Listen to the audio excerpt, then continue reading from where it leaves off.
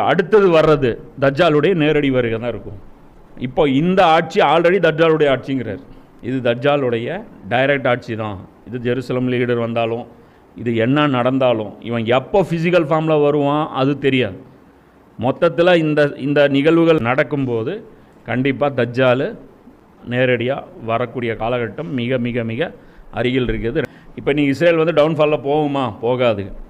இஸ்ரேலுடைய பலம் பார்த்திங்கன்னா சமீபத்தில் ஈரான் கூட சொல்லியிருந்துச்சு. என்ன சொல்லியிருந்துச்சு? ஜின்களை பயன்படுத்துகிறாங்க இவங்க. தஜ்ஜால் ஜின்னு பயன்படுத்துவான் அப்படிங்கிறது தெரியுது. சுலைமான் அலைஹிஸ்ஸலாம் யாருக்கும் எனக்கு ஆட்சி கொடுக்காதன்ட்டாங்க. ஆனால் தஜ்ஜால் எல்லாமே அவன் வச்சுருப்பான் அப்படிங்கிறது ரசூல்லா சொல்லிட்டு போயிருக்காங்க. ஹதீஸ்கள் பார்க்க முடியுது. அப்போ அந்த அடிப்படையில் ஜின்களை பயன்படுத்துனாங்க. இன்றைக்கி நியூஸில் ஜின்கள் டிபேட்டுக்கு வருது. அது என்ன ஜின்னு எப்படி பயன்படுத்த முடியும்? ஈரான் சொல்லுது எங்கள் உளவு யாருக்குமே தெரியாதுங்க, டாப் சீக்ரெட்டுங்க, எப்படிங்க இவங்க கண்டுபிடிச்சான்? இவ்வளோ அக்யூரேட்டாக யாருனால டார்கெட் சொல்ல முடியும்? ஜின்கள் அவங்களுக்கு பேரியர் கிடையாதுல்ல, அவங்க பாட்டுக்கு வரலாம் போகலாம், எங்கே வேணாலும் போகலாம். இதெல்லாம் பார்க்கும்போது ஜின்களுடைய இன்புட்டு அவங்களுக்கு இருக்குது. அதனால் அவங்கள்ட்ட பார்த்திங்கன்னா இன்டெலிஜென்ஸ் ஷேரிங் அவங்க டாப் லெவலில் இருக்குது. அதனால் அவங்க பீக்கில் இருக்காங்க.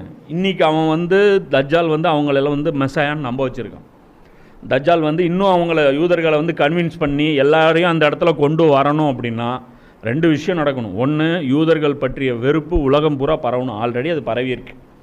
இன்னும் கொஞ்சம் நாளில் காசா அழிக்கப்பட்டுச்சுன்னா இங்கே இருக்கிற யூதர்கள் எல்லாமே என்ன பண்ணுவாங்க, அன்சேஃபாக ஆகிற மாதிரியான சூழ்நிலைகள் வர்றதுக்கு வாய்ப்புகள் அதிகம்.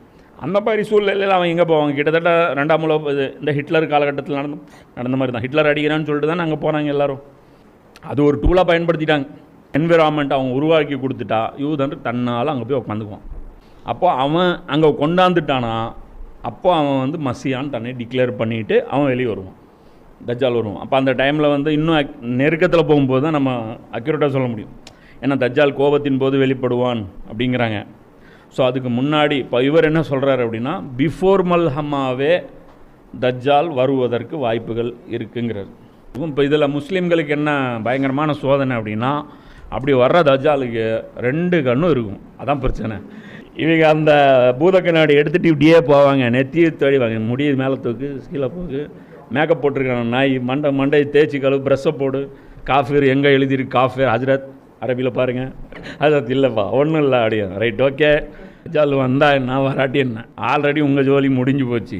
அப்போது அந்த அடிப்படையில் இது பார்க்கும்போது ரொம்ப நெருக்கத்தில் இருக்கிறோம். இது எப்போ வேணாலும் இந்த விஷயங்கள் நடக்கும் பட்சத்தில் அடுத்த நிகழ்வுகள் பெரிய பெரிய நிகழ்வுகள் நடந்துடும் அப்படிங்கிறாங்க.